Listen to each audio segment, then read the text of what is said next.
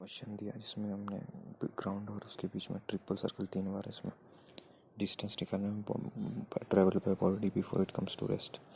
तो हमारा स्टार लगाया हमने इसमें कि अगर E0 होता तो इनइलास्टिक कोलिजन होता और H डिस्टेंस लाता तो A एंड B ऑप्शन थे। और अगर E1 होता तो इन्फिनाइट चलता और 1-1 यहाँ पे हो रहा था 0 तो इन्फिनाइट डिस्टेंस बन रहा था। तो A आंसर आया। Time of flight √2h/g 1 + c और डिवाइडेड बाय 1 - c होगा। H से रिलेटेड 1 - c है नीचे साइड को। फिर आगे हमने मतलब 5 मीटर से नीचे को बॉल फेंका और एक्सीलरेशन ड्यू टू ग्रेविटी हमें पता नहीं है और 1.8 मीटर तक हो गई। तो उसने कितनी वेलोसिटी लूज़ की, कितने फैक्टर से, तो E-1 करके करेंगे जैसे flexion by which ball loss its velocity. तो पहले E निकालेंगे जिसका अंडर रूट है 1.8 divided by 5 equal to 3/5 answer है और 3/5 - 1 इक्वल 2/5 आंसर आ जाएगा। E-1 कर लीजिए। और आगे हमने बताया था कि H और 2n से निकालते हैं ये ग्राउंड लेवल में। जब E है वहाँ पे ना इनइलास्टिक कोलिजन है। अब ऑब्लिक कोलिजन के बारे ये बिल्कुल लॉस ऑफ मोशन की तरह ही है जिसमें हमने फैक्टर देखना है कि कौन सा जुड़ा है, ठीक है। और यहाँ पे एक क्वेश्चन है कि स्पीड आफ्टर कोलिजन कितनी हुई। तो आफ्टर कोलिजन थीटा देख लेना कि थीटा यहाँ पे थीटा तो यहाँ पे भी थीटा ही होगा क्योंकि इलास्टिक कोलिजन हुआ है। तो उसी सेम लाइन में ये अल्फा होगा तो EU cos थीटा इधर को, U sin थीटा इधर को। तो V तो हम कर लेंगे यूज़ कर सेकंड थीटा पर, E स्क्वायर यूज़ कर cos थीटा। लेकिन आप सेकंड मेथड भी लगा सकते हो। इसमें आप एम स्टार लगाओगे कि मान लो E अगर 1 होता तो वेलोसिटी U आएगी और सर ने कहा है कि इसी से आंसर आ जाएगा। लेकिन अगर फिर भी ना आए तो E = 0 करना, उसमें V वेलोसिटी क्या आएगी U sin थीटा, क्योंकि कोलिजन U cos थीटा से हुआ है। तो अगर E = 0 है तो कोलिजन वाली वेलोसिटी 0 हो जाएगी, ठीक है। लेकिन जो इससे कोलिजन हुआ ही नहीं है, जो U sin थीटा यहाँ पे उसी से चलता रहेगा तो U sin थीटा आंसर आएगा, ठीक है। और टेंजेंट अल्फा यहाँ पे करेंगे U sin theta upon U cos theta जो भी है, और अल्फा आएगा tangent -1 tangent divided by E। जय मार। अगला क्वेश्चन आ गया उससे रिलेटेड कि वो वेलोसिटी नीचे हो गई और टकरा गई, और तो यानी कि 4 वाला ही टकराया है, ठीक है। तो E हमें दिया हुआ है तो E × 4 करेंगे तो 2 आंसर आ गया, यानी कि एक्स एक्सिस में वेलोसिटी बची 2, ठीक है, क्योंकि E ने उसको उतना कम कर दिया, हाफ था ना दिया बट और 4 मीटर पर सेकंड थी। लेकिन 2 वैसे ही रहेगा सेम क्योंकि उससे कोई ऑब्जेक्ट हुआ नहीं है, टकराया नहीं है। तो आंसर आएगा 2,2 मीटर पर सेकंड। अभी हमने देखा ऑब्लिक कोलिजन 1D और 1D एक्स और वाई में अलग अलग तरह से। अब हमने ये है कि अगर सेम जा रहे हैं इसको हेड ऑन कोलिजन बोलते हैं, और इसका impact parameter in physical collision और impact parameter is perpendicular distance between velocity vector. Impact parameter velocity vectors का डिस्टेंस है, दोनों के बीच में कितना डिस्टेंस है। तो जैसे यहाँ पे है तो परपेंडिकुलर डिस्टेंस है, ठीक है। तो यहाँ पे परपेंडिकुलर डिस्टेंस तो हुआ ही नहीं, 0 होगा, बिल्कुल IP 0 ही है। लेकिन जब यहाँ पे जैसे हमें ये जब टकराएगा तो यहाँ पे R है, ये R है तो ये 2R हो गया, और यहाँ पे ये R के अंदर ही है तो IP = R हो गया। और IP की वैल्यू कभी 0 से कम नहीं हो सकती और 2R से ज़्यादा नहीं हो सकती। IP 0 है 0, IP 2R, ठीक है। फिर यहाँ पे क्वेश्चन दिया है हमें कि मतलब ये कराया था सबने कि अगर ये से टकरा रहे हैं ना तो इसके 2 कंपोनेंट होंगे, एक इधर को होगा एक इधर को होगा।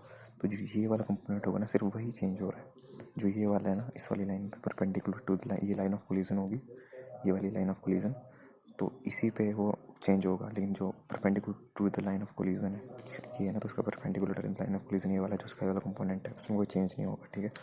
तो उसी से हमने इनसे आगे क्वेश्चन सॉल्व किए हैं। जैसे यहाँ पे M1 और ये था ना, तो यहाँ पे इसी वाले पे इसका जो U इस S जा रहा है तो इसका यही वाला कंपोनेंट चेंज होगा, ठीक है। तो हम कह सकते हैं कि इसका जो मोमेंटम है सिस्टम का हर जगह कंजर्व रहता है सिस्टम का। तो यहाँ पे पहला ऑप्शन तो गलत हो गया। तो मोमेंटम ऑफ जो M है वो SR के परपेंडिकुलर कंजर्व रहेगा, बिल्कुल सही है क्योंकि ऐसे को जा रहे हैं, ठीक है। और फिर अगला उन्होंने थोड़ा घुमा के किया है, जो M2 है ना, moment of M2 will change in direction normal to CR। Normal to CR का मतलब है ये वाली, ठीक है।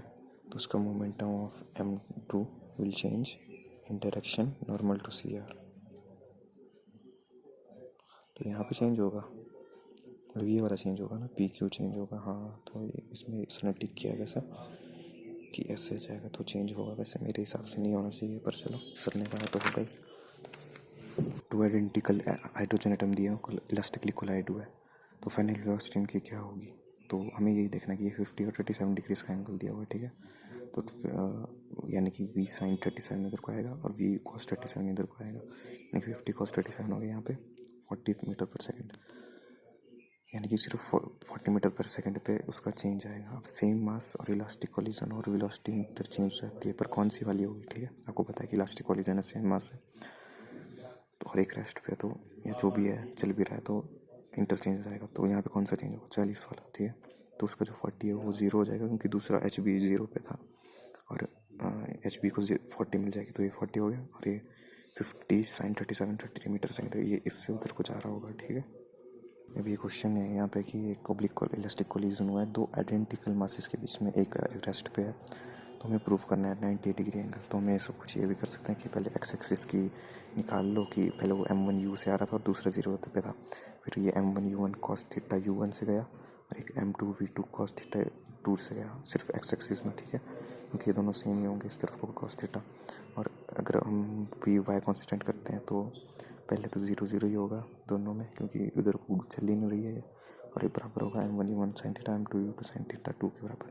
लेकिन हम इसको ऐसे भी कर सकते हैं, जब काइनेटिक एनर्जी थी, मतलब अगर आपसे डायरेक्शन नहीं पूछे ना तो हम काइनेटिक एनर्जी लगा सकते हैं। तो यहाँ पे हाफ m1u1 का स्क्वायर प्लस 0 कर दिया और हाफ m1u1 का स्क्वायर प्लस हाफ m2v2 का स्क्वायर, इनके इसमें cos थीटा में पुट करेंगे ज़्यादा और इससे सॉल्व करके 90 डिग्री आएगा। लेकिन नीट के लेवल पे हम करेंगे कि at the time of collision velocity के दो कंपोनेंट होते हैं, ठीक है, और एक रेस्ट पे था और उस लाइन पे, तो उसका तो परपेंडिकुलर में जाएगा ना, वो तो तभी होगा जब ये इलास्टिक आइडेंटिकल। तो कंडीशन क्या है, अगर इलास्टिक है, आइडेंटिकल है और एक रेस्ट पे है और ऐसे जा रहा है, मतलब तो वो परपेंडिकुलर पे ही कोलाइड करेंगे, ये मान दिमाग में रख लेना बस।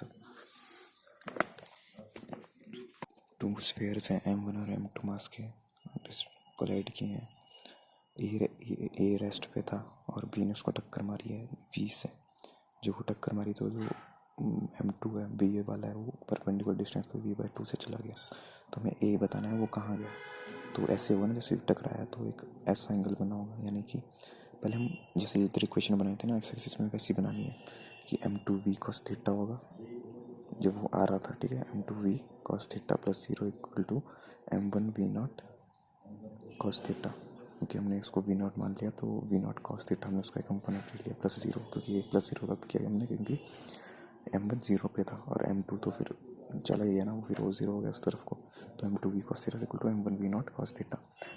फिर हम पी वाई में कॉन्स्टेंट लेंगे, यानी P I equal to P F करेंगे, तो पहले तो ये 0 0 पे था, कोई बाई एक्सिस में चल ही नहीं रहा था, और जब गया तो m2v/2 plus m1v sin theta, तो minus m2v equal to m2v0 sin theta, दो इक्वेशन बन जाएंगे। ये हो गया, मतलब इन्होंने डिवाइड कर लिया और -2 इक्वल टू cot थीटा आया। cot थीटा को हटाने के लिए हमने उसको मतलब tan थीटा कर दिया और -हाफ उसका आंसर हो गया, क्योंकि एक दूसरे के उल्टे होते हैं ना, तो थीटा हमने टेंजेंट इनवर्स -हाफ आया टू द एक्स एक्सिस। बस याद रखना कि एक्स एक्सिस की इक्वेशन बनानी, वाई एक्सिस की इक्वेशन बनानी और उनको डिवाइड कर दिया हमने यहाँ पे, तो टेंजेंट थीटा वगैरह होता है, ठीक है। अभी सर ने बोला कि बहुत इंपॉर्टेंट सवाल है और अच्छा क्वेश्चन है और नीट में आ जाता है, तो हम इस मेथड से लगा सकते हैं कि एक 4 kg है 2 मीटर पर सेकंड पे और 2 kg रेस्ट पे, तो इलास्टिक ओब्लिक कोलिजन के बाद 4 kg 1 मीटर सेकंड से जाने लग गया 30 डिग्री एंगल पे, तो स्पीड क्या होगी 2 kg वाले की, ठीक है, दूसरे की 2 kg वाली स्पीड जो रेस्ट पे था। तो यहाँ पे डायरेक्शन नहीं पूछी है, तो काइनेटिक एनर्जी तो कंजर्व रहेगी ना आफ्टर कोलिजन, तो बस वही करनी है यहाँ पे। Kinetic energy initial half 4 into 2 का स्क्वायर प्लस 0 और हाफ 4 1 का स्क्वायर 1 तो हमने दिया है, और हाफ इंटू 2v का स्क्वायर 2 इसका मास है, यहाँ पे 4 था, ठीक है, आंसर आ गया √6 मीटर पर सेकेंड।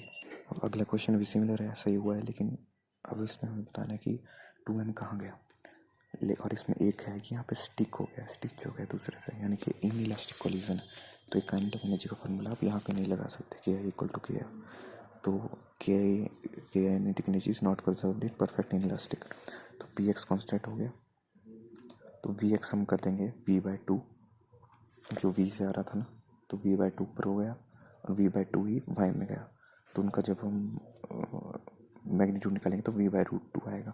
तो ये आंसर याद रख लो कि v/2 और v/2 को क्या जाएगा तो v/√2 ही बचता है। तो वैसे हमें नीचे क्वेश्चन था सेम टू सेम, और हमें बस v/2 से v से हुआ अनदर सेम मास है, ठीक है, नॉर्थवर्ड गया। इधर भी वही था कि थे ना, उन्होंने 2m बना दिया आगे जाके। तो वैसे यहाँ पे कि में वेलोसिटी एक ईस्ट जा रहा है और एक नॉर्थ जा रहा है, तो यानी कि वो नॉर्थ ईस्ट जाएगा। ठीक है, एक तो पक्का हो गया। और v/√2 हमने ऊपर निकाल लिया, v/2 करके, तो v/√2 नॉर्थ ईस्ट आएगा आंसर। यहाँ पे हमने मोमेंटम कंसर्व किया था ना, कि P I equal to P F की तरह एक तरह से, तो v/2 आया था।